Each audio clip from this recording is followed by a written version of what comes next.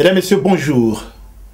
Après les récentes consultations de Kinshasa, consultations au cours desquelles Joseph Kabila Kabange a pris langue avec les différentes composantes de la société congolaise, politique ou société civile, la dynamique de l'opposition congolaise en France a réagi. Elle a réagi en se focalisant sur deux points essentiels, notamment ces consultations, l'avenir dont il en découle, mais aussi les propos de Né Mwanda Nsemi qui ressasse les vieilles recettes de l'Abaco et aussi un certain Yves Kisombe qui pense que Joseph Kabila peut remplir à vitam aeternam, sinon 3 ans, surtout accent sur sa jeunesse. Nous avons donc avec nous M. Bob Bolaboué, avec qui nous allons essayer de regarder, de creuser cette question. M. Bolaboué, la dynamique de l'opposition congolaise en France a rendu publique une déclaration dont vous avez été le publicateur principal. À l'issue de cette déclaration, finalement qu'est-ce qui a motivé cette déclaration? Et surtout, vous semblez recuser le fait que un certain Né Mwanda Nsemi puisse s'arroger ce droit de parler d'une certaine république du Congo. Merci beaucoup, monsieur le journaliste. Je voudrais dire juste deux choses. Moi, j'ai eu la chance d'arriver ici en France au mois d'août 1980. Quand je suis arrivé, j'ai trouvé le président Giscard, qui était présent ici en France. Après, je vis arriver Mitterrand. Ensuite, Chirac est arrivé, mais après Chirac, on a vu Sarkozy. Sarkozy est parti. Aujourd'hui, nous sommes avec Hollande. Donc, on a bien vu qu'il y a eu alternance. Tout cela a été rendu possible. Pourquoi? Parce qu'il y a eu respect de la Constitution. Lorsqu'il y a respect de la Constitution, les choses vont dans le bon sens. Le président Joseph Kabila est arrivé au pouvoir, comme je l'ai souligné, le 17 janvier 2001. Il a exercé pendant 5 ans, je dirais, sans vraiment mandat populaire. À partir de 2006 jusqu'à aujourd'hui, il est là comme président. Son mandat finit le 19 décembre 2016. Nous ne voulons pas savoir est-ce qu'il a bien travaillé, il n'a pas bien travaillé. Là n'est pas la question. Chacun a sa réponse. Mais ce que nous savons est que qu'il ait bien travaillé ou qu'il ait mal travaillé, la Constitution lui dit d'arrêter le 19 décembre 2016. À partir de là, il n'y a plus de débat. Le seul débat, c'est ce que la Constitution impose à M. Kabila de ne pas continuer après décembre 2016. Maintenant, toute autre déclaration qui viendra pour demander à ce que Kabila puisse se remplir, ça devient anticonstitutionnel. Et un démocrate comme moi, comme tous les autres, ne peuvent que s'élever contre cette attitude-là. Alors, Né Mwanda Nsemi, c'est un député national. Est-ce que vous voulez dire que finalement, ce député qui a participé aux consultations, il a été reçu par le président Joseph Kabila Kabange, il donne son avis sur comment contourner ce qui semble être une crise des institutions en République démocratique du Congo, même si c'est une crise qui semble virtuelle ou peut-être une crise qui est fabriquée par ceux qui ne lisent pas de la même façon la Constitution que vous. Né Mwanda Nsemi, d'abord, comme je l'ai dit, c'est un député qui se réclame de l'opposition. Il était farouchement opposé à Kabila. Lors du premier mandat de Joseph Kabila, il y a eu ses partisans, plus de 5000 qui ont été massacrés dans le Bas-Congo, les gens du Bunda Congo. Donc il était farouchement opposé au pouvoir, comment dirais-je, de M. Kabila. Et tout d'un coup, M. se transforme, il devient le défenseur de M. Kabila, quitte même à, à aller contre la Constitution. Il évoque des aspects de l'âge. Joseph Kabila est très jeune, donc il peut encore donner de son énergie au service de la République démocratique du Congo, et aussi qu'il a institué une dynamique de développement qui peut continuer et qui vaut son pesant d'or. Non, lui par contre, ce qu'il dit, il dit que les conditions pour aller aux élections crédibles ne sont pas remplies. Ok. La question, pourquoi les conditions ne sont-elles pas remplies? C'est par la faute de la population congolaise. où il y a des gens qui doivent répondre à cette question. Ceux qui nous dirigent, c'est à eux justement, gouvernons c'est prévoir. Ils devaient prévoir toutes ces étapes-là pour nous amener aux élections. Maintenant, on dit que les conditions ne sont pas remplies. Ok, c'est pas rempli. Mais pourquoi c'est pas rempli? Parce qu'il y a plusieurs échéances électorales. Si on est lagué, certaines échéances, on va rester peut-être avec 2 ou 3. C'est possible d'organiser les élections. Et en matière élective, c'est la CENI est habilité à en parler. Voilà, mesdames, messieurs, nous étions avec monsieur Bob Bolaboué qui finalement ressasse un tout petit peu la déclaration de la dynamique de l'opposition congolaise. Puisque nous avons parlé de Joseph Kabila dont l'âge peut être un facteur de continuité, nous allons recevoir M. Benjamin Ondjoulé qui lui va aborder la question. Et une question qui est mise en débat par M. Yves Kisombe.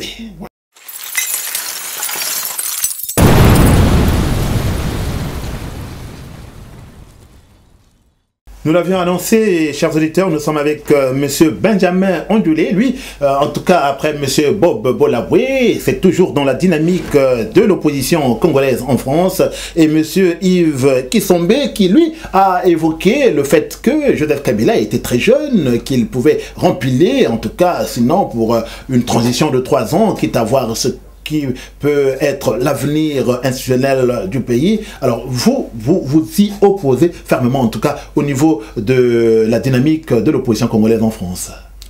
Je pense qu'il est important de souligner que dans le camp de la majorité, il y a un peu un courant qui ne dit pas son nom. C'est-à-dire à ces jours, il y a des cadres comme M. Yves Kisombe, qui est lors d'une émission Entretien Magazine, qui veut faire comprendre à la population congolaise que le président Joseph Kabila est jeune, et parce qu'il est jeune, il peut continuer à diriger le pays.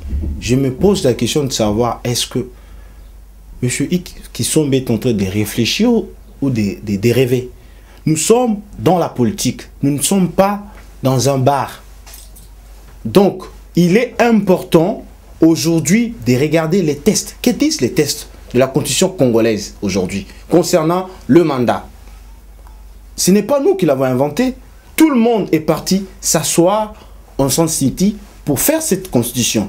Aujourd'hui, on nous reproche en nous disant que nous avons rejeté, nous sommes pro. Non, le problème aujourd'hui, M. Yves Kisombe doit d'abord comprendre que le monde doit évoluer, la dictature n'a plus sa place dans des hommes et des femmes évolués. Kabila doit rester au pouvoir parce qu'il est jeune. Et demain, quand il va vieillir, il va faire quoi? Alors, vous faites allusion à Sun City en nous rappelant que les textes organiques que nous avons en République démocratique du Congo sont partis d'une crise. La crise, finalement, qui a été résolue à Sun City, qui a donné un gouvernement, et ensuite, on en est arrivé à des élections crédibles pour lesquelles, 2 mandats de suite, Joseph Kabila a été porté aux affaires. Alors, est-ce que vous voulez dire, de façon subliminale, que en mettant tout cela de côté, c'est une façon de cracher sur ces morts qui ont conduit à Sun City? Je pense que nous voulons tous le bien du Congo. Nous, de l'opposition, nous ne pouvons pas nous revendiquer en disant que nous pouvons mieux faire les choses parce que les autres n'ont pas mieux fait. Mais nous devons être réalistes et regarder la vérité en face, qu'on arrête de se mentir et de mentir à la population congolaise. En ce qui concerne M. Joseph Kabila et son mandat, il n'y a pas de négociation. Jeune ou pas jeune, immeuble ou pas immeuble, aéroport ou pas aéroport, Boukangalos ou pas autre, qu'est-ce que dit la Constitution à nos jours? Il a fait ses 2 mandats. Il lui reste quelques mois, il continue à travailler et une autre personne viendra prendre le relève. Mais qu'on arrête... Quitte à revenir après. Si la Constitution le permet, pourquoi pas? Pourquoi nous allons interdire à une personne, à un Congolais qui veut se présenter? Mais au jour d'aujourd'hui, je pense que le cadre et le membre de la majorité présidentielle doivent d'abord réfléchir et comprendre qu'ils sont d'abord des intellectuels, qu'ils arrêtent de se comporter comme des enfants. Ou de gens qu'on a toujours l'habitude de dire au Congo, les gens de Djalelo, l'autre qui se réveille le matin, Kabila, te l'embiote pour sa nezanan. L'autre qui se réveille le matin disant, il est encore jeune, il doit continuer. L'autre se revendique, on n'a pas eu de route, Kabila a ramené les routes. Est-ce que ce sont des critères qui font qu'une personne doit demeurer éternellement au pouvoir parce qu'il a construit des routes, parce qu'il a construit des immeubles, ou parce qu'il a construit, il a refait l'aéroport de Djili?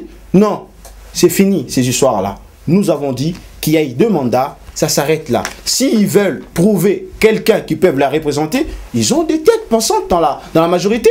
Mais qu'ils arrêtent de nous faire passer la pilule que pour le Congo, il faut absolument Joseph Kabila. C'est marqué où le pays, comme le Congo, n'appartient pas à un individu. Ni aux kabilistes, ni aux mouboutistes, ni même aux tshisekédistes. Le pays appartient aux Congolais. Ce pays n'appartient pas à un individu et à sa famille. Nous ne sommes pas un royaume. Nous ne sommes pas un royaume, nous ne sommes pas une monarchie où des hommes et des femmes viendront au nom de leur famille parce que. Mais alors, à ces cas, pourquoi ils ne laissent pas la place à la famille Lumumba de nous diriger? Lumumba a ses enfants au Congo. Lumumba a milité, a combattu. Pourquoi on ne laisse pas la place aux enfants de Lumumba ou aux autres personnes qui ont combattu comme tant d'autres? Est-ce que dans ces pays, il n'y a que Joseph Kabila qui peuvent diriger le Congo? Nous sommes nés dans la dictature de Mobutu. Nous avons connu Laurent Désiré Kabila, qui était anti-élection. Au jour d'aujourd'hui, Kabila vient et dit « Je suis un démocrate ». 10 ans, 13 ans après, il dit « Il est capable de conduire ». De conduire quoi? S'il est éternel, moi je suis partant pour qu'il puisse diriger. Mais du moment que s'il n'est pas éternel, il doit laisser sa place à d'autres personnes. Selon la démocratie. Voilà, mesdames, messieurs, ce point de vue qui se passe de commentaires, une façon de dire qu'en République démocratique du Congo, il faut que les acteurs politiques s'accordent à lire les textes qui régissent les institutions et que cette lecture collégiale, sans changer quoi que ce soit, sans distordre quoi que ce soit, pourra amener à un pays qui sera fort, car un pays fort, c'est celui qui respecte les textes sur lesquels il est régi et sur lesquels il fonctionne.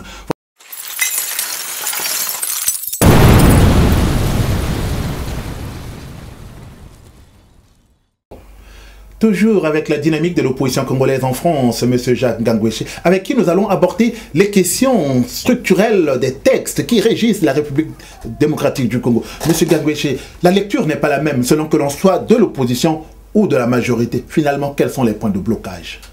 Bonjour, M. Benoît. Au niveau des textes des lois, des textes constitutionnels, des textes juridiques, les grands hommes se distinguent par rapport au respect des textes des lois, des textes juridiques, des textes qui constituent l'avenir d'un peuple et d'un pays. Mais les gens qui ne respectent pas les textes des lois, qui ne respectent pas les textes juridiques, se rabaissent eux-mêmes, se ridiculisent eux-mêmes. Il y a tant d'autres qui n'ont jamais respecté les textes des lois, et il y en a beaucoup en Afrique. Mais des grands noms que je ne citerai pas ici, en Afrique, en Amérique et en Europe, se sont qualifiés par le respect des textes juridiques, des textes des lois. Puisque le peuple est régi par un document. Ces documents, c'est les textes de loi. Les peuples de Dieu sont régis par un texte. Ces textes, les œuvres canoniques, la Bible. Voilà, on peut appeler la Bible, le Coran, la Torah. Donc Dieu avait dit aux hommes, aux humains, respectez les textes que j'ai donnés à mes prophètes. Mais nous, les hommes, Dieu a toléré que les hommes vivent aussi sous la loi. Et les hommes créent les lois, créent des textes juridiques. On avait vu Jésus-Christ par un nombre des apôtres et par d'autres personnes. On lui a dit, nous vivons et nous respectons les textes de Jules César. Je pense que M. Benoît, si vous connaissez un peu ces passages, Jésus-Christ avait l'air répondu, respecter ces textes-là. En montrant la pièce avec deux faces. Voilà, puisque si ces choses existent, puisque c'est mon Père qui a voulu. Donc si la Constitution régit aujourd'hui les 80 millions de Congolais, ou la Constitution américaine, ou la Constitution française, parce que c'est Dieu qui a voulu que les hommes s'organisent organiquement et sort de leur tête, de leur matière, un texte pour vivre en harmonie, puisque moi je ne pourrais pas te tuer.